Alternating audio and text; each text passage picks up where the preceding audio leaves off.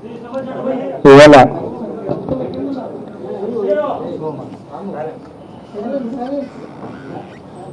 విజయవాడలో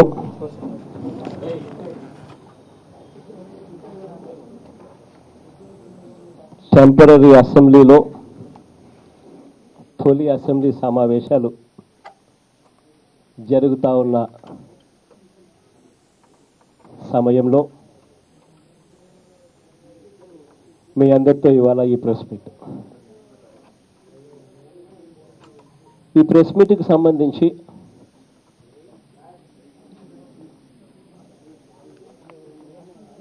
ఇవాళ ముఖ్య ఉద్దేశం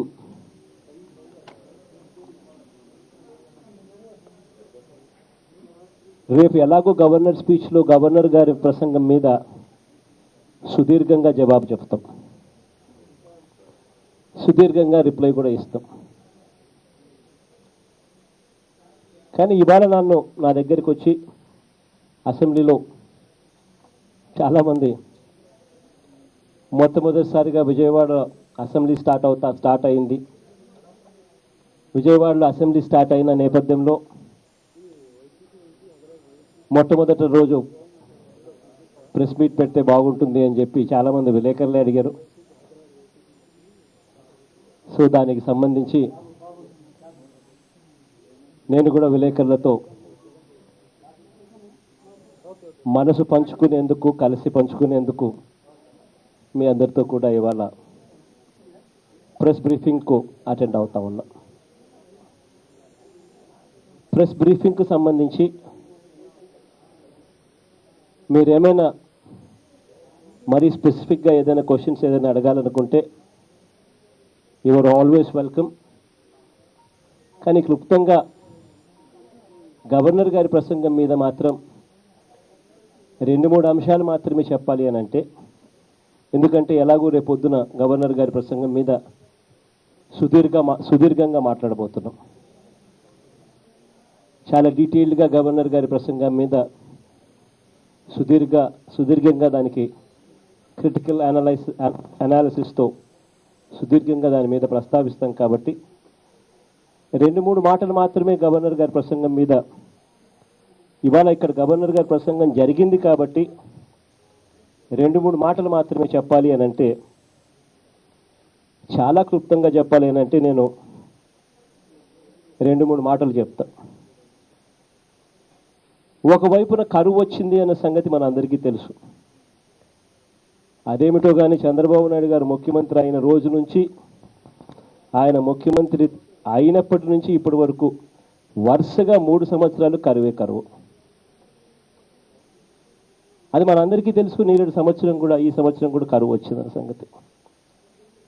మరి ఒకవైపున కరువు వచ్చి రైతులు అల్లాడుతూ ఉంటే, అలమటిస్తూ ఉంటే, జీడిపి గ్రోత్ రేట్లు అంటే అభివృద్ధి గ్రోత్ రేట్లు, జీడిపి అంటే వ్యవసాయము, పారిశ్రామిక రంగము, సేవా రంగం, ఈ 3 రంగాల్లో అభివృద్ధి ఉంటే దాన్ని అభివృద్ధి అని అంటారు, దాన్నే జీడిపి అంటారు.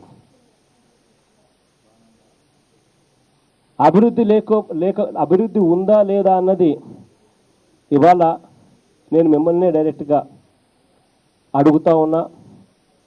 కరువు వచ్చి రైతులు అలమటిస్తూ ఉంటే చంద్రబాబు నాయుడు గారు మాత్రం రాష్ట్రం అభివృద్ధిలో, వ్యవసాయ రంగం, సేవా రంగం, పారిశ్రామిక రంగాల్లో అభివృద్ధిలో దేశం కన్నా ఎక్కువ.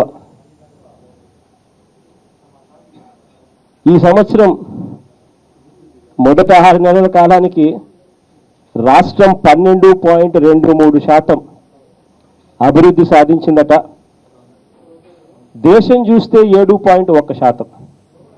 అంటే దేశం కన్నా 5% ఎక్కువ అభివృద్ధితో రాష్ట్రం పరిగెత్తా ఉందంట అని చంద్రబాబు నాయుడు గారు చెప్తా ఉంటే, ఇక ఎంత దారుణంగా చంద్రబాబు నాయుడు గారు చెవుల్లో పూలు పెడతా ఉన్నారు అన్నది నేను వేరే చెప్పనవసరంలో. దీని గురించి సుదీర్ఘంగా కూడా రేపు పొద్దున మాట్లాడతా. అసెంబ్లీలో సుదీర్ఘంగా కూడా చంద్రబాబు నాయుడు గారు చెప్పిన ప్రతి అంకెను సుదీర్ఘంగా రేపు పొద్దున అసెంబ్లీలో చంద్రబాబు నాయుడు గారికి రిఫ్యూట్ చేస్తాం. ఇంకా బాధాకరమైన విషయం ఏంటంటే గవర్నర్ గారి నోట్లో నుంచి ఇవాళ అబద్ధాలు చెప్పించారు. మన అందరికీ తెలిసిన విషయమే. గవర్నర్ గారి ప్రసంగం అంటే జనరల్గా చంద్రబాబు నాయుడు గారు ఏం చెప్తారు, చంద్రబాబు నాయుడు గారి ప్రభుత్వం ఏదైతే రాయిస్తారో చంద్రబాబు నాయుడు గారు రాయిచ్చినది గవర్నర్ గారు చదివి వినిపిస్తారు. జనరల్గా గవర్నర్ గారి ప్రసంగం అంటే ప్రభుత్వం ఏదైతే చెప్పమంటారో అదే గవర్నర్ గారు ప్రసంగిస్తారు. ప్రభుత్వం ఏదైతే రాసిస్తుందో అదే గవర్నర్ గారు ప్రసంగిస్తారు. ఆ ప్రసంగించడంలో గవర్నర్ గారి స్టేచర్ ఉన్న వ్యక్తితో కూడా ఆయన నోట్లో నుంచి కూడా అబద్ధాలు చెప్పించారు అన్నది బాధాకరమైన విషయం. ఇక ఇంకా బాధపడే విషయం ఇంకొకటి ఏంటంటే ప్రత్యేక హోదా గురించి చంద్రబాబు నాయుడు గారు అన్న మాటలు గవర్నర్ గారి చేత అనిపించారు చివరకు. అది ఇంకా బాధాకరమైన విషయం. ప్రత్యేక హోదా అన్నది ఈ మార్చి నుంచి వెళ్ళిపోతుందట. అసలు ఎంత దారుణమైన అబద్ధం అంటే నిజంగానే వెళ్ళిపోయేట్టుగా అయితే నేను చంద్రబాబు నాయుడు గారిని ఒక సూటి ప్రశ్న వేస్తా. నిజంగానే వెళ్ళిపోయేట్టుగా అయితే జిఎస్టీ యాక్ట్లో అమెండ్మెంట్స్ తీసుకొస్తున్నారు. దాంట్లో 122వ అమెండ్మెంట్గా జిఎస్టీ యాక్ట్లో అమెండ్మెంట్ తీసుకొస్తున్నారు. Article 274A clause 4 section G ఏం చెప్తుంది? జిఎస్టీ ప్రొవిజన్స్లో special provisions will be made for special category states అని. అంటే దాని అర్థం ఏమిటి? జిఎస్టీ వచ్చినాక కూడా స్పెషల్ కేటగిరీ స్టేట్స్ కొనసాగుతాయని, స్పెషల్ కేటగిరీ స్టేట్స్కు స్పెషల్ ప్రొవిజన్స్ కూడా ఇవ్వబోతారు అన్నది క్లియర్ కట్గా చెప్తా ఉంది జిఎస్టీ యాక్ట్ ప్రకారం. అంటే ఇవన్నీ కూడా చాలా సుదీర్ఘంగా కూడా రేపు డిస్కస్ చేస్తాం. గవర్నర్ గారి స్పీచ్లో ఇవన్నీ కూడా తీసుకొస్తాం. ఇక నేను సుదీర్ఘంగా ఇంతకన్నా ఎక్కువ చెప్పతే గవర్నర్ గారి స్పీచ్ ఇక్కడే చెప్పినట్టు అవుతుంది. 2-3 విషయాలు మీరు ఏదైనా క్లుప్తంగా అడగాలంటే అడగండి. వెళ్ళే ముందు ఒకే ఒక విషయం మళ్ళీ చెప్పాలి. ఈరోజు మనం పేపర్లు చూసాం, రాజధాని ప్రాంతంలో రైతులకు ఏ రకంగా అన్యాయం జరుగుతూ ఉంది, రైతులకు ఏ రకంగా ప్లాట్ల కేటాయింపులో వ్యత్యాసం చూపిస్తున్నారు అన్నది. ప్లాట్లలో మాత్రం ఆశ్చర్యంగా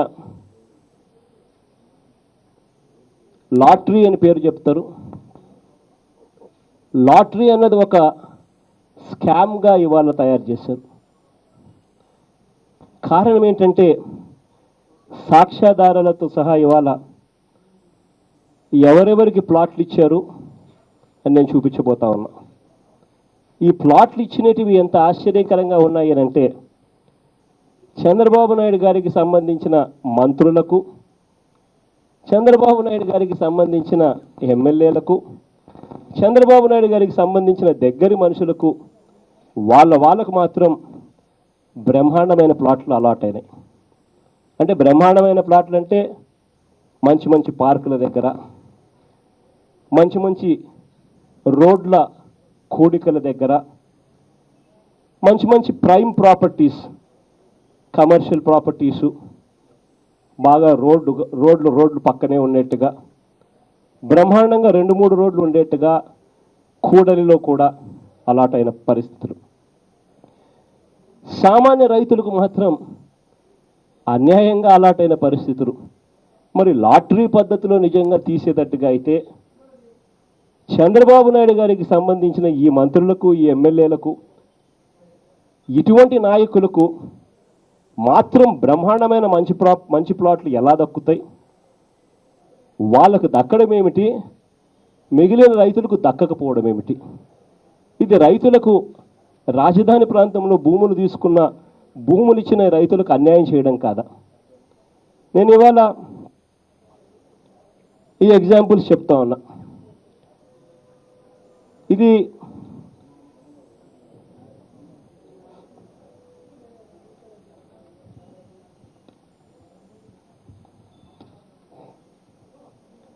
పయ్యావుల కేశవ్, దూలుపల్లి నరేంద్ర.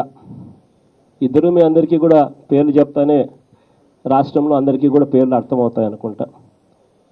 పయ్యావుల కేశవ్ అని ఆయన ఐ థింక్ ఈస్ ఎమ్మెల్సీ అనుకుంటా. దూలుపల్లి నరేంద్ర సిట్టింగ్ ఎమ్మెల్యే.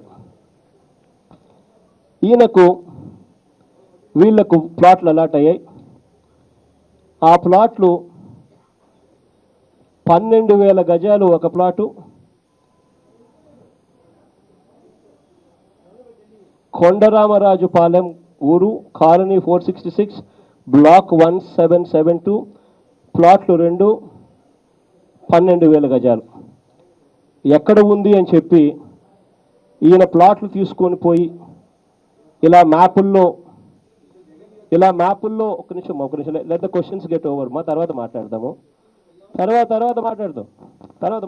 ఒక్క నిమిషం. మధ్యలో డిస్టర్బ్ చేసినాము అని అంటే ఫ్లో పోతుంది. కంప్లీట్ అయిన తర్వాత we will take your questions.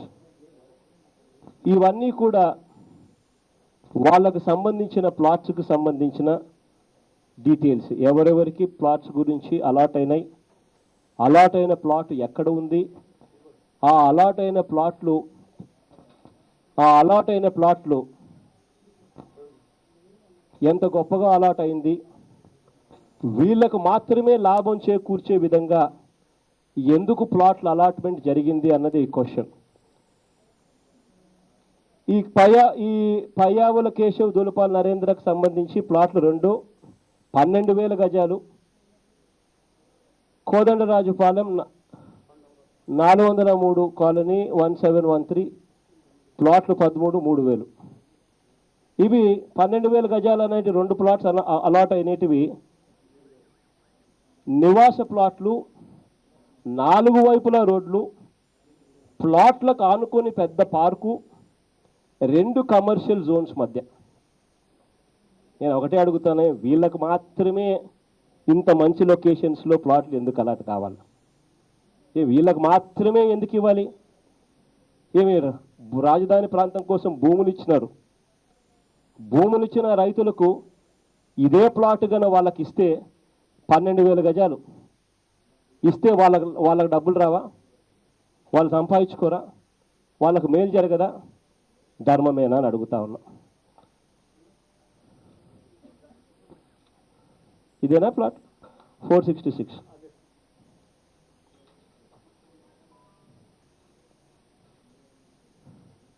పెద్ద ప్లాట్ చూడండి బాగా.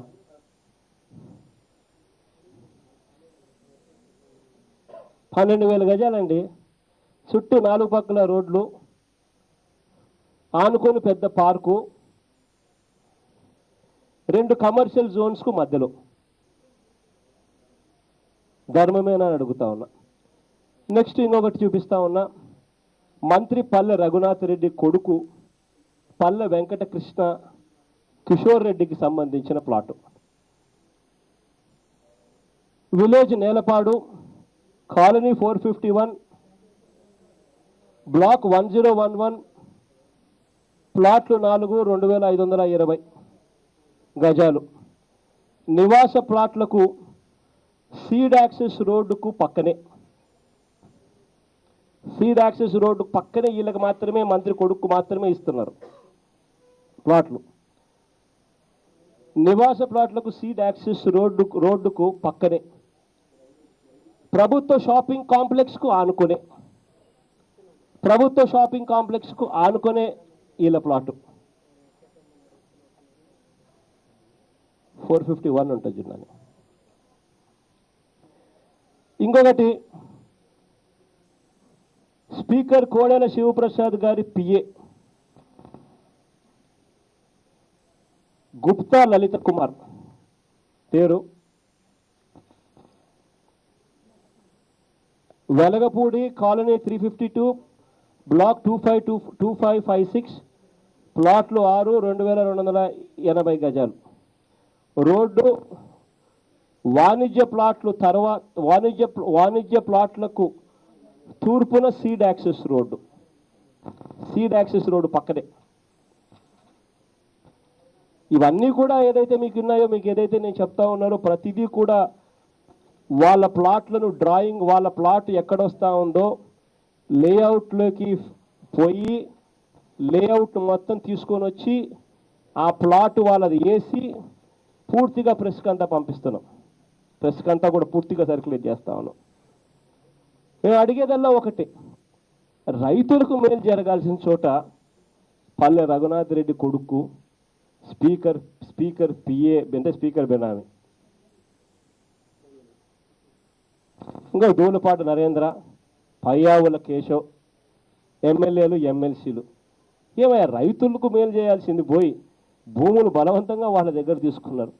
వాళ్లకు మేలు జరగాల్సింది పోయి వాళ్లకు మేలు జరగకోకుండా ఈ మాదిరిగా చేయడం ధర్మమేనా? ఇంకా గుణగొంట్ల లక్ష్మీ సౌజన్య, ఈవిడ గుంటూరు జిల్లా టీడీపీ అధ్యక్షులు వెనుకొండ ఎమ్మెల్యే ఆంజనేయులు గారి కూతురు. ఈవిడ పేరుతో వీళ్ళకి సంబంధించి మందడం ప్లాట్లు, Mandadam 4 plot number, Mandadam colony 628 block 4363 ప్లాట్లు 4 3800 గజాలు. ప్లాట్లకు ఇరువైపులా ఉత్తర దక్షిణ రోడ్డు, పడమర ఖాళీ స్థలం. బాగా బ్రహ్మాండమైన లొకేషన్ వీళ్ళకి మాత్రమే. మందడం మళ్ళీ 2 ప్లాట్లు 9720 గజాలు. తూర్పు దక్షిణం 100 అడుగుల రోడ్డు యాక్సెస్, రోడ్డుకు దగ్గరలోనే. ఇవనోలు 14 ప్లాట్లు 7680 గజాలు. ప్లాట్లకు తూర్పు పడమర 100 అడుగుల రోడ్లు, దక్షిణ యాక్సెస్ రోడ్డు. వేగలపూడి 3 ప్లాట్లు 4140 గజాలు. ప్లాట్లకు తూర్పు పడమర 100 అడుగుల రోడ్లు. కృష్ణాయపాలెం 2 ప్లాట్లు 3420 గజాలు. ప్లాట్లకు ఉత్తరం దక్షిణం 100 అడుగుల రోడ్లు, తూర్పున ఖాళీ స్థలం. కోదండమ్మ రాజుపాలెం 1020 గజాలు. ప్లాట్లకు దక్షిణం పడమర ఇరువైపుల రోడ్లు, 6 ప్లాట్లు. కృష్ణాయపాలెం 6 ప్లాట్లు 3000 గజాలు. ఇలా ఆవిడదే ఇంకా మందడంలో 17 ప్లాట్లు 3450 గజాలు, ఉత్తరం దక్షిణ పడమర 3 వైపుల రోడ్లు. నేలపాడులో మళ్ళా ఆవిడకే లక్ష్మీ సౌజన్యకు సంబంధించిందే 4 ప్లాట్లు 1000 గజాలు, ప్లాట్లకు పడమర దక్షిణ రోడ్లు. మందడం 2 ప్లాట్లు 1230 గజాలు, ప్లాట్లకు పడమర దక్షిణం 100 అడుగుల రోడ్లు. కృష్ణాయపాలెం 2880 గజాలు, ప్లాట్లకు తూర్పు పడమర ఇరువైపుల రోడ్లు. మందడం 7 ప్లాట్లు 3550 గజాలు, ఉత్తరం 150 అడుగుల రోడ్డు, తూర్పు దక్షిణ ఖాళీ స్థలాలు. నేను ఒకటే అడుగుతా ఉన్నా, లాటరీ పద్ధతిలో ట్రాన్స్పరెన్సీ అన్నది ఉందా అని అడుగుతా ఉన్నా. మీరు ఎవరికైతే మంచి ప్లాట్లు ఇవ్వాలనుకుంటున్నారో వాళ్ళను లాటరీ పద్ధతిలో, లాటరీని సైతం కంప్యూటర్ను సైతం మీ ఇష్టం వచ్చినట్టుగా మార్పులు చేసుకొని మంచి ప్లాట్స్ అన్నీ కూడా మీకు సంబంధించిన వాళ్ళకి వచ్చేట్టుగా చేసుకొని అవి బ్లాక్ చేసో లేకపోతే ఏ పద్ధతిలో చేస్తూ ఉన్నారన్నది నిజంగా మిమ్మల్ని అందరినీ ఫ్రాడ్ కేసు పెడితే తప్ప ఇవన్నీ బయటికి రావు. నేను అడిగేది ఒకటే ఒక ప్రశ్న, రైతులకు మేలు జరగాల్సిన చోట రైతులకు మేలు జరగకోకుండా కేవలం ఇటువంటి వ్యక్తులకు చంద్రబాబు నాయుడు గారి దగ్గరుండి తన మంత్రులకు ఎమ్మెల్యేలకు తనకు సంబంధించిన వ్యక్తులకు మేలు చేయడం ధర్మమేనా అని అడుగుతా ఉన్నా. ఇదే పని ఇంతకు ముందు కూడా జరిగింది, మనమంతా కూడా చూసాం. చంద్రబాబు నాయుడు గారు రాజధాని ఇంతకుముందు నూజువీడు ప్రాంతంలో పెడతానని ఫస్ట్ అన్నాడు, నాగార్జున యూనివర్సిటీ దగ్గర పెడతానన్నాడు. అందరు అక్కడికి వెళ్ళి భూములు కొనుక్కున్నారు పాపం. కానీ రాజధాని ఎక్కడ వస్తుందన్న సంగతి చంద్రబాబు నాయుడు గారికి ఒకరికే తెలుసు. పూర్తిగా తనకు సంబంధించిన మనుషులు, తన బినామీలు, తనకు సంబంధించిన మనుషులు అందరూ కూడా ఇప్పుడు రాజధాని ప్రాంతంలో పూర్తిగా భూములు కొనుక్కున్నాక రైతుల దగ్గర నుంచి తక్కువ రేటుకు భూములు కొనుక్కున్న తర్వాత డిసెంబర్ చివరిలో రాజధాని అక్కడ రావడం లేదు, ఇక్కడ వస్తూ ఉందని చెప్పాడు. అంటే ఆ టయానికి రైతులందరూ తక్కువ రేటుకు భూములు అమ్మేశారు. ఈయనకు సంబంధించిన బినామీలు, ఈయనకు సంబంధించిన మనుషులు తక్కువ రేటుకు భూములు కొనుక్కున్నారు. ధర్మమేనా ఇది రైతుల్ని రకంగా మోసం చేయడం అని అడుగుతా ఉన్నా. తనకు సంబంధించిన మనుషులందరూ కూడా భూములు కొనుక్కున్న తర్వాత అంతటితో ఆగిపోలేదు. తర్వాత చంద్రబాబు నాయుడు ఏం చేశారు, తనకు సంబంధించిన వాళ్ళందరూ భూములను ల్యాండ్ పూలింగ్లోకి తీసుకోకుండా కాస్త పక్కన పెట్టాడు. కరెక్ట్గా వాళ్ళ భూములను మాత్రమే వదిలేసి మిగిలిన భూములను ల్యాండ్ పూలింగ్లోకి తీసుకున్నాడు. అంతెందుకు చంద్రబాబు నాయుడు గారు లింగమనేని గెస్ట్ హౌస్లోనే ఉంటున్నాడు. ఆయన స్థలాలన్నీ ఇక్కడ కరెక్ట్గా అక్కడికి చంద్రబాబు నాయుడు గారు ల్యాండ్ పూలింగ్ అక్కడ ఆగిపోతుంది, దాని పక్క నుంచి ఆయన స్టార్ట్ అవుతుంది. తనకు సంబంధించిన వాళ్ళు ధన బినామీలకు మాత్రం ల్యాండ్ పూలింగ్లో ఎగ్జంప్షన్. అంతటితో కూడా ఆగిపోలేదు. తర్వాత మళ్ళీ తనకు సంబంధించిన మనుషులు, తన బినామీలు రియల్ ఎస్టేట్ వ్యాపారం చేసుకుంటేనే కదా తనకు లాభం. కాబట్టి మళ్ళీ వాళ్ళకు కాంపిటీషన్, పోటీ ఉండకూడదనే ఉద్దేశంతో రైతులెవరూ కూడా భూములు అమ్మే పరిస్థితి రాకూడదని జోనింగ్ మొదలుపెట్టాడు. ఆ జోనింగ్ కార్యక్రమంలో తనకు సంబంధించిన మనుషులు, తనకు సంబంధించిన బినామీల భూములు మాత్రం రియల్ ఎస్టేట్కు ఉపయోగపడే జోన్స్లో పెట్టాడు. రియల్ ఎస్టేట్ చేసుకోవచ్చు అన్న జోన్స్లో. మిగిలిన రైతులు కాంపిటీషన్ రాకుండా ఉండేందుకు, పోటీ ఉండకుండా ఉండేందుకు వాళ్ళందరినీ అగ్రికల్చర్ జోన్స్లో పెట్టారు. నిజంగా రాజధాని ప్రాంతంలో చంద్రబాబు నాయుడు గారు వచ్చి ఈ ప్రాంతంలో రైతులకు మేలు చేశాడా, రైతులకు చెడు చేశాడా అన్నది నిజంగా ఆలోచన చేయాలి. ఇవాళ కూడా నాకు నిజంగా ఆశ్చర్యం అనిపించింది. ఇవాళ అసెంబ్లీలోకి వెళ్ళినప్పుడు నా దగ్గరికి ఎమ్మెల్యే, ఆయన ఏం పేరు శ్రావణ్ కుమార్, వీళ్ళు తెలుగుదేశం స్క్రిప్ట్లో భాగంగా నా దగ్గరికి వచ్చి ఇన్విటేషన్ ఇచ్చి నేను రైతులం అందరం కలిసి భోజనాలు అరేంజ్ చేసినాం. అసెంబ్లీ భవనానికి రైతులందరూ ఎవరైతే భూములు ఇచ్చినారో వాళ్ళంతా ఆనందంగా భోజనం అరేంజ్ చేసినారు. నేను కూడా భాగస్వామిని అయినాను, నువ్వు కూడా భోజనానికి రా అని నన్ను పిలిచినాడు. నిజంగా చంద్రబాబు నాయుడు గారు, శ్రావణ్ కుమార్ లాంటి వాళ్ళు వీళ్ళు చెప్తా ఉన్న మాటలు చూసినప్పుడు నిజంగా ఇంత అన్యాయం అని అనిపించింది. కారణం ఏమిటంటే రైతులకు అందరికీ ఇవాళ ఆ బిల్డింగులు చూసినప్పుడు ఓహో మా భూముల రేట్లు బాగా పెరిగాయి అని చెప్పి ఆనందం. మరోవైపున అన్ని టెంపరీ బిల్డింగ్లే. రేపు పొద్దున పర్మనెంట్ అసెంబ్లీ, పర్మనెంట్ సెక్రటేరియట్ వేరే చోట ఎక్కడొస్తుందో తనకే తెలియదు చంద్రబాబు నాయుడు గారికి తప్ప.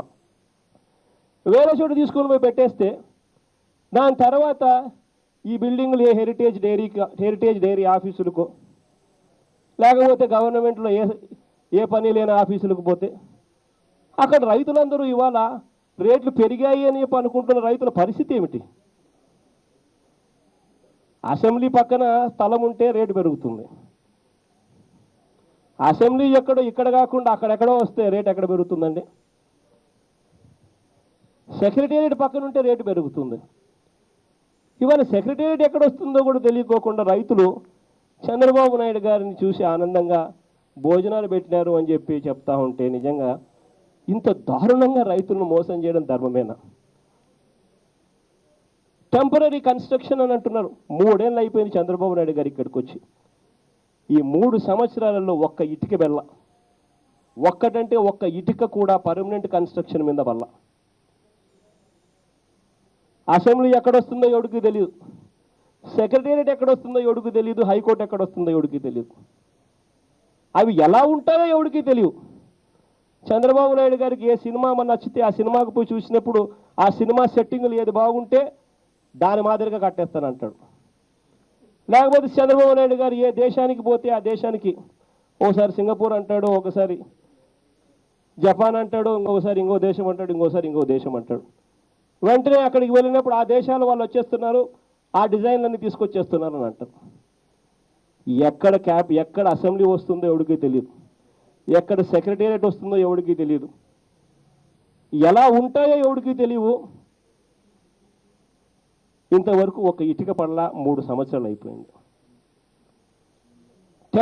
టెంపరీ అని చెప్పి ఏం చేసినా టెంపరీ.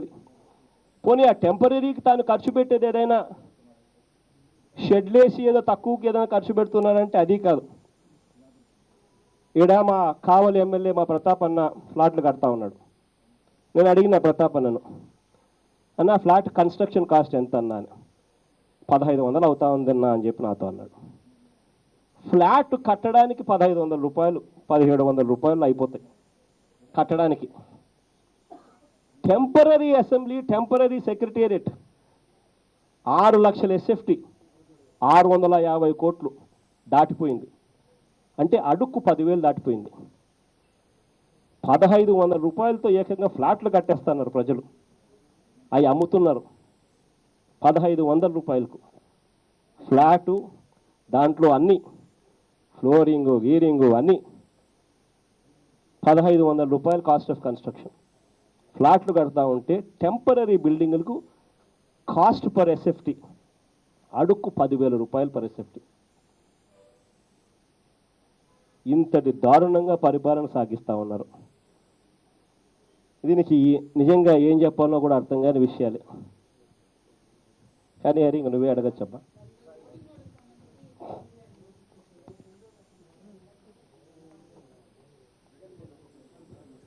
ఒక నిమిషం అయిపోయింది. రమమ్మ,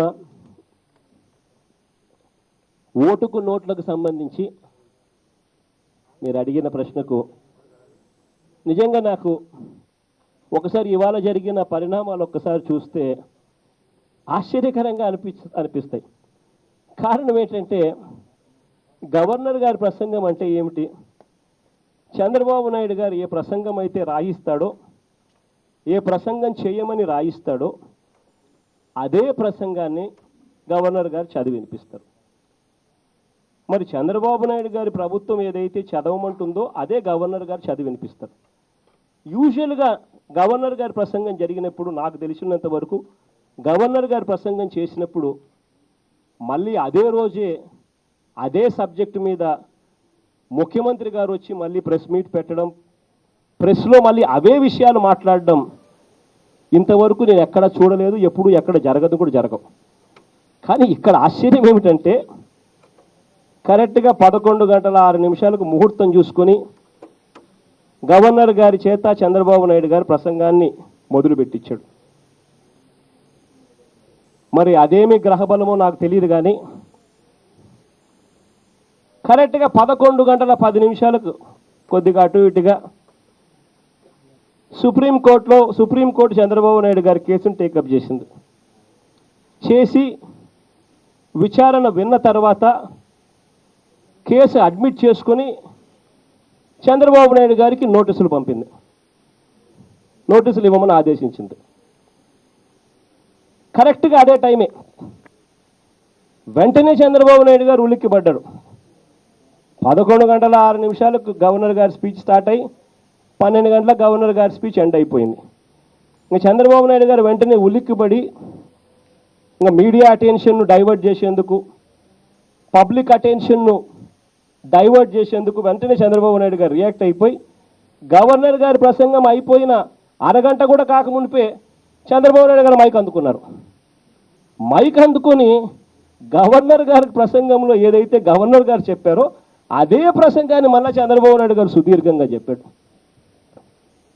చెబుతూ కేసులకు సంబంధించి చాలా లైట్ వేనగా ఇవన్నీ మామూలుగా జరుగుతూ ఉంటాయి, రొటీన్గా జరుగుతూ ఉంటాయి ఈ కేసులకు సంబంధించి.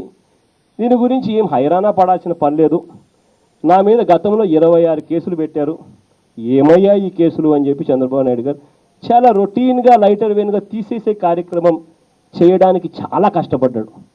కానీ వాస్తవం ఏమిటి అని అంటే చంద్రబాబు నాయుడు గారికి కూడా తెలుసు, మనందరికీ కూడా తెలుసు. వాస్తవం ఏమిటి అని అంటే ఒక ముఖ్యమంత్రి మీద సుప్రీంకోర్టు కేసు విన్న తర్వాత కేసు అడ్మిట్ చేసుకొని ఆ తర్వాత ముఖ్యమంత్రికి నోటీసులు ఇవ్వడం అన్నది చాలా చాలా పెద్ద విషయం అన్న సంగతి. చాలా చాలా పెద్ద విషయం అది.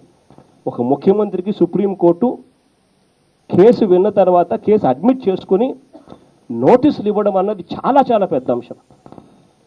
అటువంటిది చంద్రబాబు నాయుడు గారు టాపిక్ డైవర్ట్ చేసేందుకు చాలా చాలా కష్టపడ్డాడు. ఆ కష్టపడతా ఉన్నప్పుడు నాకు ఇంకా ఆశ్చర్యకరమైన విషయాలు ఇంకా ఏమొచ్చాయి తెలుసా? ఇంకా ఆశ్చర్యకరమైన విషయాలు కొన్ని వచ్చాయి. ఆ కష్టపడుతూ చంద్రబాబు నాయుడు గారు అన్న ప్రతి మాటలోనూ కూడా ఎక్కడా కూడా చంద్రబాబు నాయుడు గారు ఆ వాయిస్ తనది కాదు అని అనలేదు. మన వాళ్ళు బ్రీఫ్డ్ మీ అని ఆ రోజు వచ్చిరాని ఇంగ్లీష్లో చంద్రబాబు నాయుడు గారు మాట్లాడిన మాటలు తనవి కాదు అని ఎప్పుడు అనలేదు.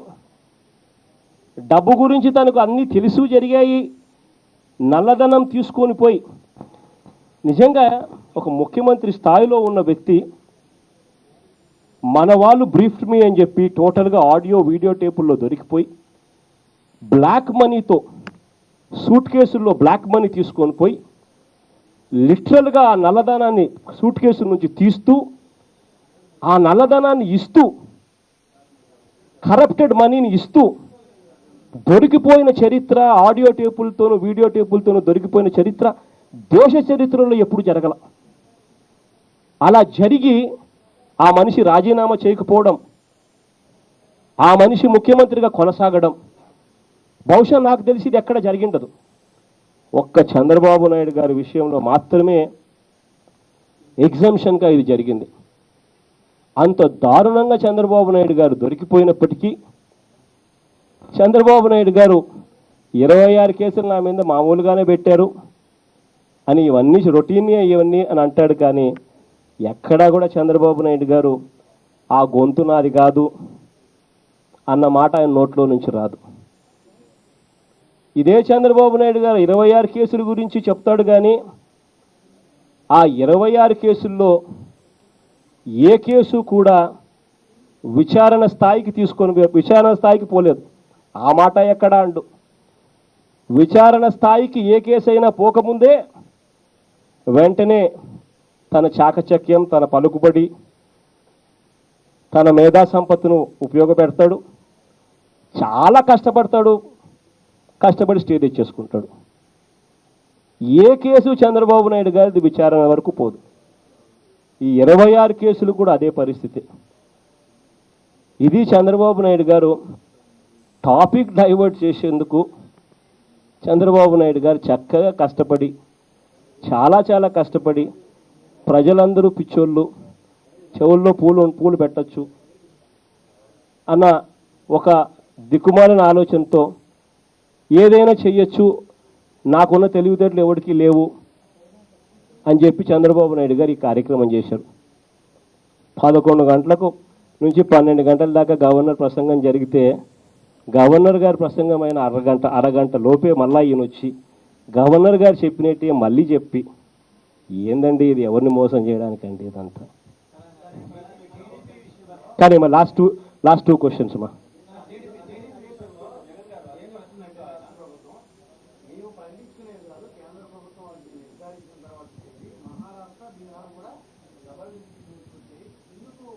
ఒకరి మీ పేరు ఏం పేరునా?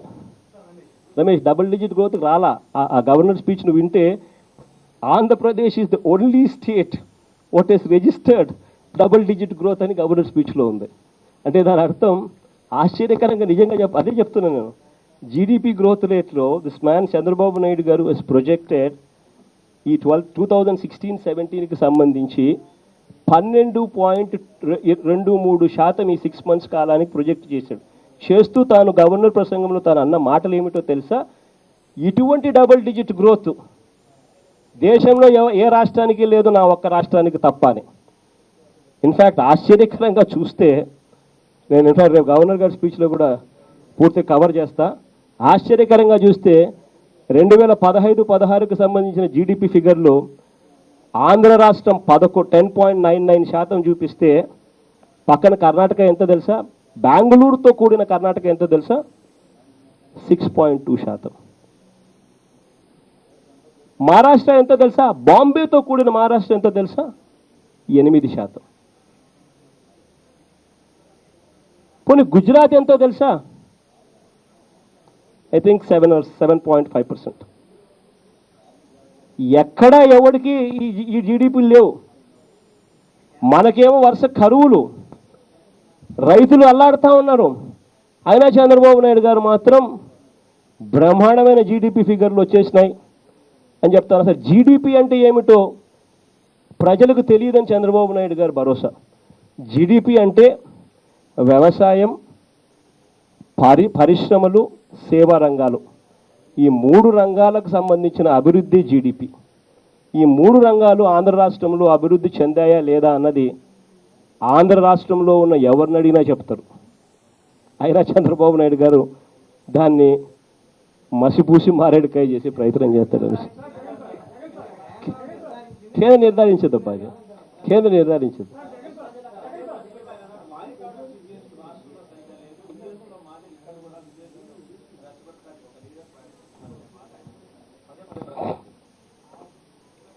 లా అండ్ ఆర్డర్ పరిస్థితి బాగలేదన్నది నిజంగా చంద్రబాబు నాయుడు గారికి అర్థం కావాలి. ఆంధ్ర రాష్ట్రంలో ఇవాళ ప్రజాస్వామ్యం లేదు. ఇవాళ నాయకత్వం, ప్రభుత్వం అన్నది ఇంటాలరెన్స్ అన్నది ఏ లెవెల్లో ఉంది అని అంటే, ప్రభుత్వానికి వ్యతిరేకంగా ఎవరైనా ఏదైనా మాట్లాడితే దాన్ని జీర్ణించుకునే పరిస్థితి లేదు, దాన్ని తట్టుకునే పరిస్థితి లేదు. వెంటనే వాళ్ళ మీద కేసులు పెట్టేయడం, వాళ్ళను వెంటనే హరాస్ చేసే కార్యక్రమం చేయడం, ఆ హరాస్ చేసే కార్యక్రమంలో తప్పుడు కేసులు పెడుతున్నాము అన్న ఆలోచన కూడా మర్చిపోయి తప్పుడు కేసులు పెట్టడం. ప్రజాస్వామ్యం అన్నది ఎప్పుడైనా కూడా,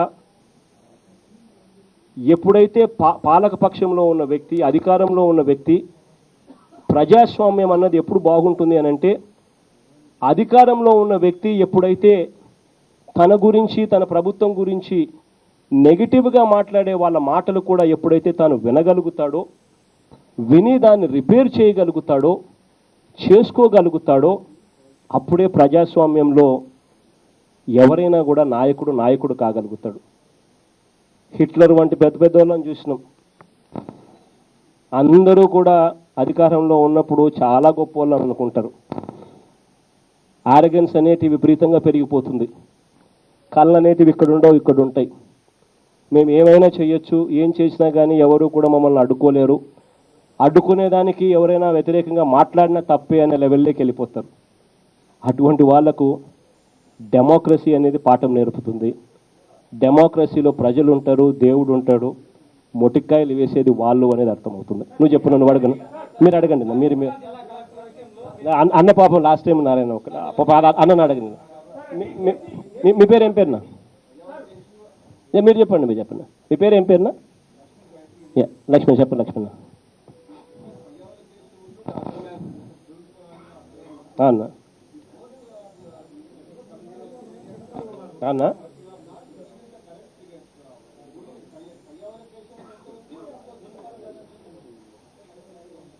నా దిస్ ఎంటైర్ లిస్ట్ నా ఇద్దరికి కలిపి ఒకటే ప్లాట్లు చేసుకున్నారు. నా వాళ్ళిద్దరు కలిసి తీసుకున్నట్టున్నారు, ఇద్దరు కలిపే తీసుకున్నట్టున్నారు, కలిపే ఇచ్చినట్టున్నారు. 12,000 గజాలు ఒకటేసారి కలిసి ఇచ్చినారు. దిస్ పేపర్ కూడా ఏదైతే మనం రాసిచ్చినామో, this paper no problem Lakshman, దీంతో పాటు ఇవన్నీ కూడా మీకు అందజేస్తారు లేదా టోటల్గా. నారాయణ చెప్పు, నారాయణ కానీ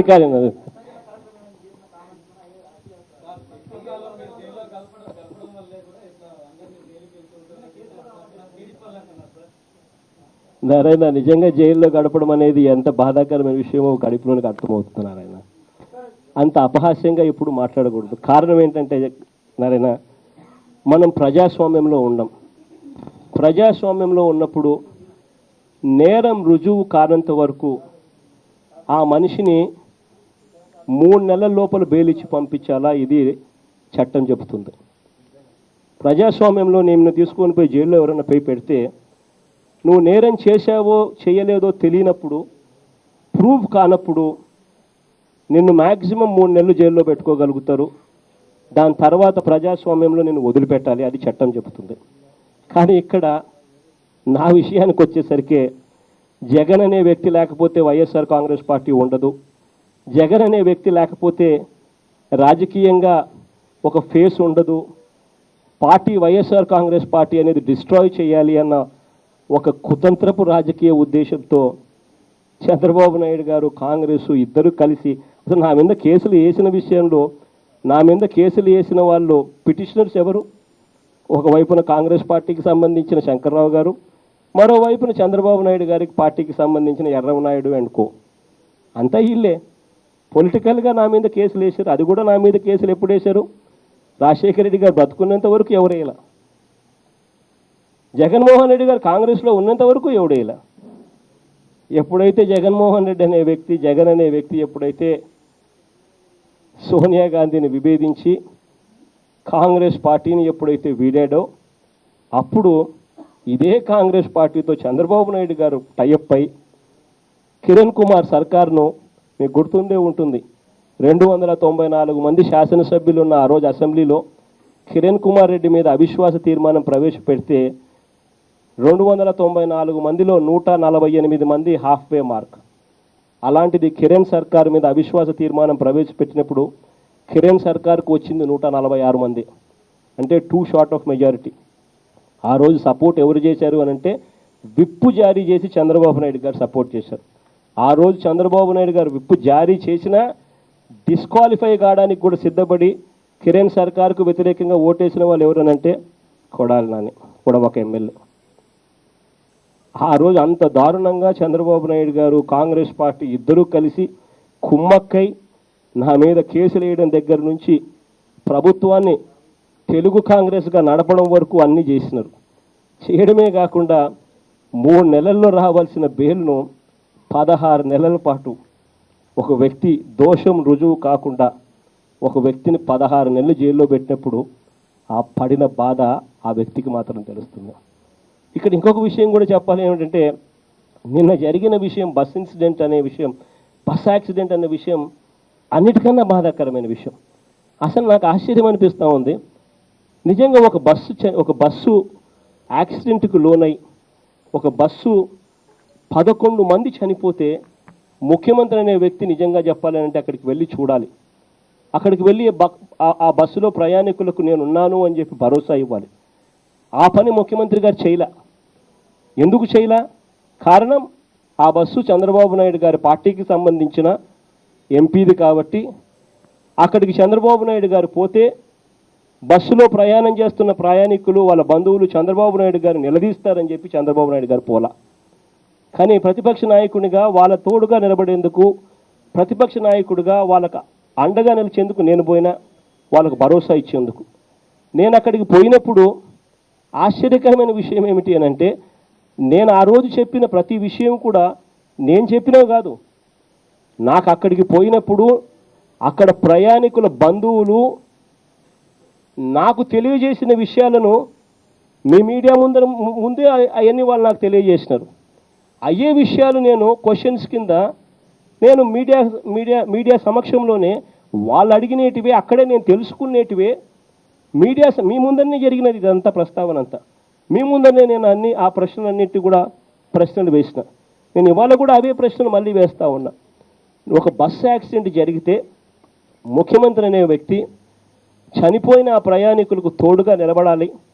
ఆ ప్రయాణికులకు బస్సు యాజమాన్యం వల్ల తప్పు జరిగింది అన్న సంగతి వల్ల ఒక్కొక్క ప్యాసింజర్కు, ఒక్కొక్క చనిపోయిన కుటుంబం చనిపోతే ఒక్కొక్కరికి 20 లక్షలు 30 లక్షల రూపాయలు ఇప్పించాలి యాజమాన్యం చేత అని చెప్పి ఆరాటపడాలి ఏ ముఖ్యమంత్రి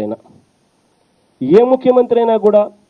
ఇటువంటి తప్పు మళ్ళీ జరగకుండా చూడాలి అని అంటే మనం ఏ రకమైన స్టెప్స్ తీసుకుంటున్నాము అని చెప్పి ఆలోచన చేసి ఆ రకమైన మెసేజ్ పంపించేదానికి ప్రయత్నం చేయాలి. కానీ ఇక్కడ జరిగిన విషయాలు నేను చెప్తా. నేను వెళ్ళేటప్పుడే, మీరంతా కూడా ఉన్నారు అక్కడ, నేను వెళ్ళేటప్పుడే లొకేషన్ లేక నేను పోయి చూసిన. దాదాపుగా ఇక్కడ నుంచి ఇక్కడ కొడితే కల్వర్ట్కు బస్సు ఇట్లా ఎగిరి 100 అడుగులు ప్రయాణం చేసి కల్వర్ట్కి ఇక్కడ ఎండ్ భాగం దానికి ఇట్లా గుద్దుకొని బస్సు ఇట్లా 20 అడుగులు కింద పడింది. నేను ఒకటే అడుగుతా ఉన్నా, నేను అంతంత దూరం ప్రయాణం చేసే బస్సులో 2-3 డ్రైవర్లు ఉండాలి. నేను ఒకటే అడుగుతా ఉన్నా, రెండో డ్రైవర్ ఏమైనాడని. వాళ్ళు నన్ను అడిగినారు అక్కడ పోయినప్పుడు ప్రయాణికులు. వీళ్ళు చెప్పే సమాధానం, నేను అక్కడికి పోయేసరికి 3:30కి నేను పోయినా, మీడియా అంతా ఉన్నారు అక్కడే, రెండో డ్రైవర్ లేడు. ఏమయ్యాడు అని చెప్పి మీడియా సమక్షంలోనే నేను అడిగా. లేడు, వచ్చాడు, పంపించాము. లేడు, ఎక్కడికి వెళ్ళాడో తెలియదు అన్నాడు. పేరేం పేరు అన్నాడు, తెలియదు. డ్రైవర్ తాగున్నాడా, తెలియదు. అంటే డ్రైవర్ లేకపోయినా ఉన్నాడని చెప్పి చెప్తా ఉన్నారు. నిజంగా ఆ బస్సు ఫోటో మీరే చూడండి. ఫ్రంట్ పోర్షన్ మొత్తం దాదాపుగా 30% ఆఫ్ ద బస్ డ్యామేజ్ అయి ఉంటుంది. ఎందుకంటే ఇక్కడ నుంచి పోయి దానికి ఇట్లా గుద్దుంది కాబట్టి మొత్తం 30% ఆఫ్ ద బస్ ఫ్రంట్లో డ్యామేజ్ అయింది. ఫ్రంట్లో ఎవరైనా ఉన్నా చనిపోతారు, ఇంక్లూడింగ్ డ్రైవర్ చనిపోయినాడు. రెండో డ్రైవర్ కూడా డ్రైవర్ పక్కనే అటు ఇటుగా ఉంటే ఆయన చనిపోయి ఉండేవాడు ఒకవేళ ఉండుంటే. వీళ్ళు ఏమంటారు, డిక్కీలో పండుకున్నాడంటారు. పోనీ ఒక మనిషిని ఒక బాక్స్లో వేసి 20 అడుగులు పైకి తీసుకొని పోయి ఒకసారి బాక్స్ కింద మనిషి బతుకుతే నాకు చెప్పు. డిక్కీ అంటే ఇంత, ఒక బాక్స్ మహా అయితే దాన్ని విడుతూ 3 అడుగులు ఉంటుంది. అక్కడ మామూలుగా అయితే లగేజ్ అన్నీ అక్కడే ఉంటాయి, గాలి సరిగ్గా ఆడదు. నాకు తెలిసి డిక్కీలో పండుకునేవాడు ఎవరిని నేను చూడలా.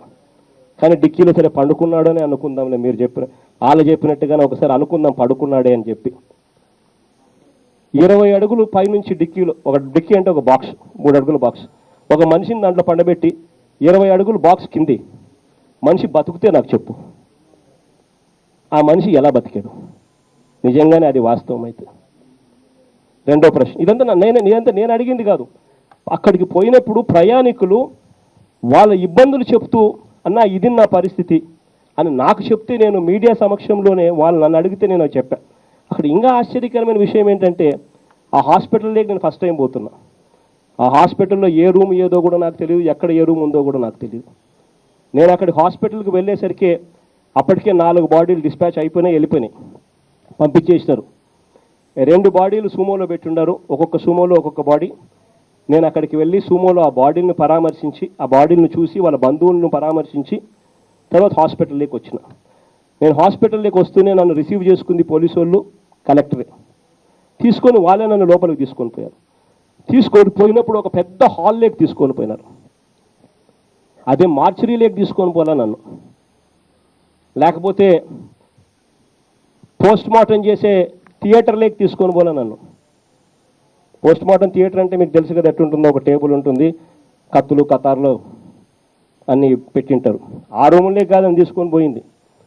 పోస్ట్ మార్టం చేసిన రూమ్, పోస్ట్ మార్టం చేసిన శవాన్ని పెట్టిన రూమ్లే కాదని తీసుకుపోయింది, ఒక పెద్ద హాల్. ఆ హాల్లో నేను పోయేసరికి ఆ హాల్లో అప్పటికే మీడియా వాళ్ళంతా ఉన్నారు. ఆ చనిపోయిన కుటుంబాలకు సంబంధించిన బంధువులంతా అక్కడే ఉన్నారు, సంబంధించిన బంధువులంతా కూడా అక్కడే ఉన్నారు. నేను పోయేసరికేనే శవాలన్నీ కూడా మూట కట్టి టీవీ ఛానల్లో కూడా కనిపిస్తాయి, రెడీ టు డిస్పాచ్. అంటే నేను పోవడం ఒక బహుశా 1 గంట అరగంట లేట్ అయిందంటే ఆ 4 శవాలను కూడా డిస్పాచ్ అయిపోయిందరు.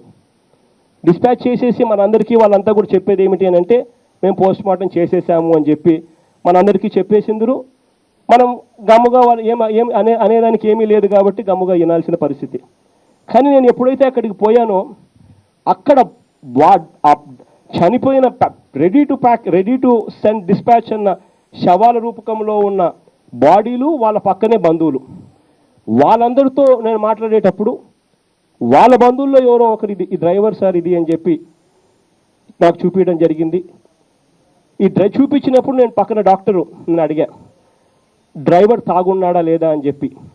స్ట్రైట్ సింపుల్ క్వశ్చన్, నువ్వైనా అదే అడుగుతావు నా పొజిషన్లో ఉండింటే. మీడియా సమక్షంలో ఇదంతా జరుగుతూ ఉంది. అడిగినప్పుడు వెంటనే డాక్టర్ తడబడితే నేను అన్నా, పోస్ట్ మార్టం చేశారు కదయ్యా, మరి తాగున్నాడో లేదో తెలియకపోవడానికి ఏముంది, పోస్ట్ మార్టం చేసింటే తెలుస్తుంది కదా, ఆ రిపోర్ట్ నాకు చూపించు అని అంటే డాక్టర్ అప్పుడు వెంటనే జోబీలో నుంచి ఒక కాగితం తీసి, సరే నాకు పోస్ట్ మార్టం చేయమని రిక్వెస్ట్ మాత్రమే వచ్చింది, పోస్ట్ మార్టం చేయలేదు సార్ అన్న. ఇంకా దాని ముందు కలెక్టర్ వీళ్ళంతా నా దగ్గరికి చెప్పుకుంటూ వచ్చింది, పోస్ట్ మార్టం కూడా అయిపోయింది. Ready to dispatch. ఆ శవాలను కూడా మీరు టీవీలలో చూసుకోండి. They were ready to be dispatched. అటువంటిది నేను అడిగాను కాబట్టి, డాక్టర్ తడబడ్డాడు కాబట్టి ఈ విషయాలు బయటకు వచ్చినాయి. ఈ విషయాలు బయటకు వచ్చిన పరిస్థితుల్లో అప్పుడు వెంటనే కలెక్టర్ భయపడ్డాడు. డాక్టర్ ఆ మాట అనేసరికి వెంటనే మిగిలిన అధికారులు అందరూ కూడా భయపడ్డారు. భయపడి ఒక తప్పును కవరప్ చేసుకునే దానికోసం సాక్షాత్తు కలెక్టర్ లాంటి ఒక ఆఫీసర్, ఇంత పెద్ద పెద్ద పోలీస్ ఆఫీసర్లు అందరూ కూడా ఒక్కచోట ఏకమై ఒక తప్పును కవరప్ చేసేందుకు, కేవలం రాజకీయ ఉద్దేశాలతో ఒక తప్పు కనపడకుండా చూసేందుకు ఇంతమంది ఏకమై పాపం ఆ చనిపోయిన కుటుంబాల గురించి ఒక్కడ ఆలోచన చేయలే. 11 మంది కుటుంబాలు, అందులో చంద్రశేఖర్ రెడ్డి అని పాపం ఒక డాక్టర్, సిఆర్పిఎఫ్లో డాక్టర్. నిజంగా బాధ అనిపించింది వాళ్ళ కుటుంబ సభ్యుల గురించి. అక్కడ ఉన్న వాళ్ళతో మాట్లాడుతూ ఉంటే ఎవరు వాళ్ళ గురించి ఆలోచన చేయడంలా.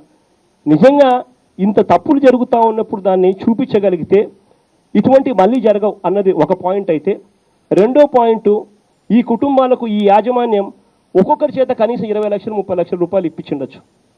కానీ కేవలం ఆ యాజమాన్యాల చేత 20 లక్షలు 30 లక్షలు ఇప్పించకూడదు అన్న దురుద్దేశంతో ఒక తప్పును కవరప్ చేసేందుకు ఇన్నిన్ని కుయుక్తులు. నేను నిజంగా ఒకటే అడుగుతా ఉన్నాను, నారాయణ మిమ్మల్ని అడుగుతా ఉన్నాను. ప్రోటోకాల్ ప్రకారం ప్రతిపక్ష నాయకుడు అనే వ్యక్తి ప్రోటోకాల్ ప్రకారం he's higher than collector, he's higher than SP, he's higher than any doctor, he's higher than anybody else protocol ప్రకారం. మరి అటువంటి ప్రోటోకాల్ ప్రకారం హయ్యర్ అఫీషియల్ లోవర్ అఫీషియల్ దగ్గరికి పోయి క్వశ్చన్ చేయడం తప్ప? నిజంగానే దీన్ని మనం మీడియా దీన్ని సపోర్ట్ చేసి చంద్రబాబు నాయుడు గారికి సపోర్ట్ చేసే కార్యక్రమం మీడియా కూడా చేస్తే రేపు పొద్దున జరగబోయేది ఏమిటో తెలుసా? ఏ ఇన్సిడెంట్ జరిగినా ప్రతిపక్షం పోదు. Democracy will collapse. అడిగేవాడు ఉండడు. అడిగితే దొంగ కేసులు, ప్రతిపక్ష నాయకుడి మీదనే దొంగ కేసులు పెట్టగలిగినప్పుడు ఇంకా వేరే వాళ్ళు లెక్కల డెమోక్రసీ పూర్తిగా కొలాప్స్ అయిపోతుంది. రేపొద్దున జరగబోయేది ఇదే. ఈ పొద్దు జగన్కి జరిగిండొచ్చు, రేపొద్దున మీరు గమ్ముగా ఇది ఉచ్చే వదిలేశారు అని అంటే రేపొద్దున మీరు రాసే రాతలకు కూడా రేపొద్దున ఇదే జరుగుతుంది. మీరు రాసిన రాతలకు రేపొద్దున మీ మీద కూడా ఇదే కేసులు పడతాయి. ఇదే జరుగుతుంది. డెమోక్రసీ అనేది ఎప్పుడైనా కూడా బతకాలి. ప్రజాస్వామ్యంలో తప్పులు ఎత్తి చూపించినప్పుడు తప్పులు సవరించుకునే గుణం మనిషిలో ఉండాలి. అప్పుడే ప్రజాస్వామ్యం బతుకుతుంది, తప్పులు రిపేర్లు అవుతాయి.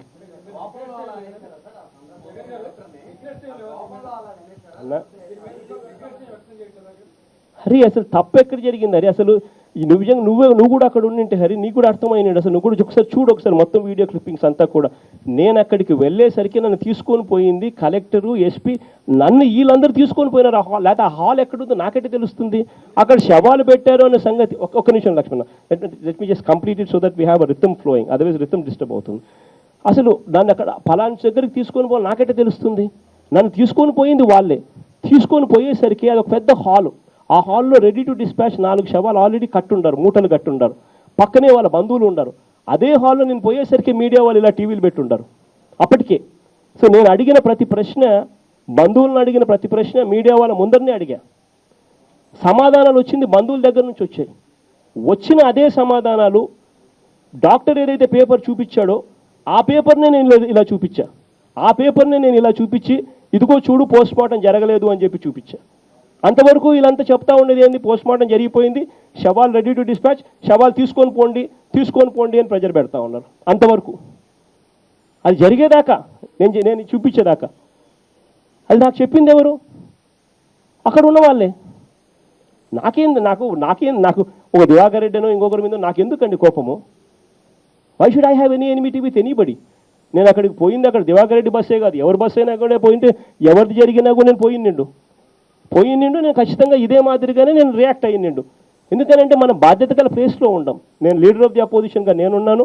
11 మంది చనిపోతే నా బాధ్యత అది అక్కడికి వెళ్ళడం. అక్కడ ఏదైనా వాళ్ళకి ఏదైనా మేలు జరిగే కార్యక్రమం, ఏదైనా చేయగలిగిన కార్యక్రమం, ఏదైనా తప్పులు జరుగుతూ ఉంటే దాన్ని సరిదిద్దే కార్యక్రమం నా బాధ్యత. That is what I have done as my duty. అసలు వాస్తవం చెప్పాలి, చంద్రబాబు నాయుడు గారు అక్కడికి వెళ్ళిండాల్సింది. వెళ్ళి ఉంటే అప్పుడు బాధితులందరూ ఇదంతా చంద్రబాబు నాయుడుకే చెప్పిందరు. అసలు అన్ని కిలోమీటర్ల స్పీడ్లో బస్సు వచ్చి గుద్దితే ఎంత స్పీడ్లో పోతా ఉండాలి ఆ బస్సు? ఆర్టీసీ బస్సులు 80 కిలోమీటర్లు దాటకూడదు అనే నిబంధన లేదా? స్పీడ్ గవర్నర్స్ ఉండవా? 100 అడుగులు బస్సు ఎగిరింది అని అంటే ఈ నుంచి కొడితే కలవట్, అవతల కలవట్ 100 అడుగులు దూరం ఉంది ఆ ఫినిషింగ్ పాయింట్. ఎగిరిందంటే ఏ స్పీడ్లో పోతా ఉండాలా?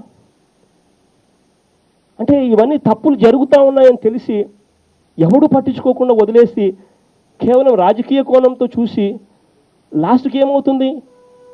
నేరేడు సంవత్సరం కాశినేని బస్సు, ఈ సంవత్సరం దివాకర్ బస్సు, మళ్ళీ రేపు సంవత్సరం ఇంకొక బస్సు. పట్టించుకోకపోతే, చూడకపోతే, గట్టిగా అడక్కపోతే తప్పులు రిపేర్ చేయాలి అనే ఆలోచన ఈ ప్రభుత్వానికి ఎప్పటికీ రాదు. ఇది ఇలానే కొనసాగుతుంది. డెమోక్రసీలో is this right? Last question నా. ఓకే, లాస్ట్ క్వశ్చన్ నా.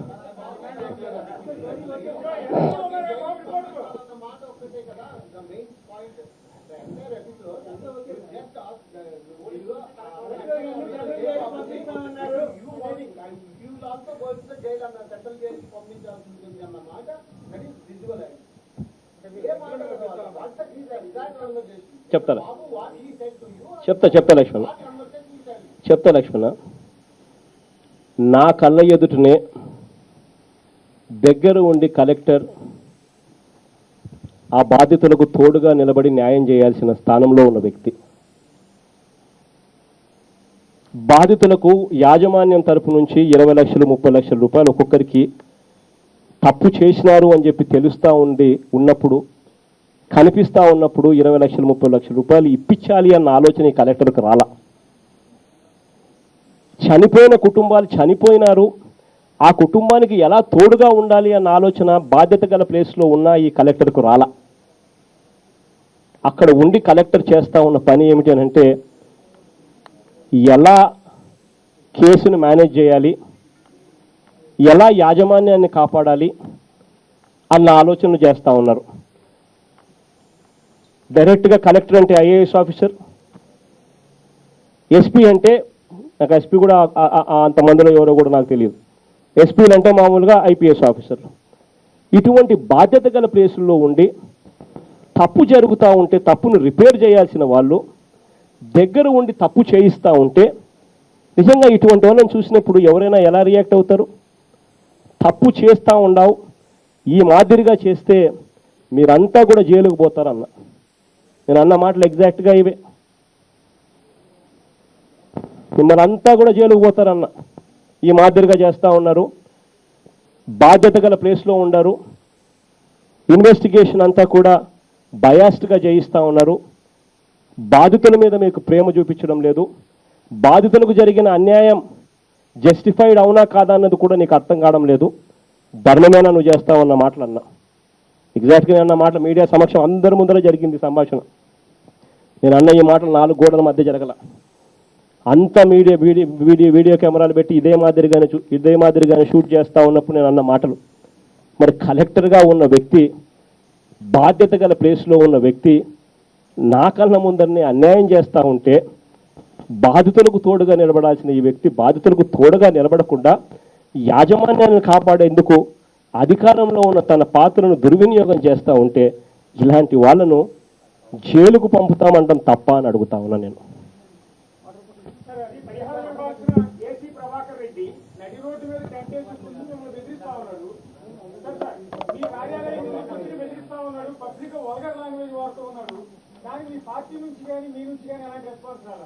లాస్ట్ క్వశ్చన్ ఇది, లాస్ట్ క్వశ్చన్.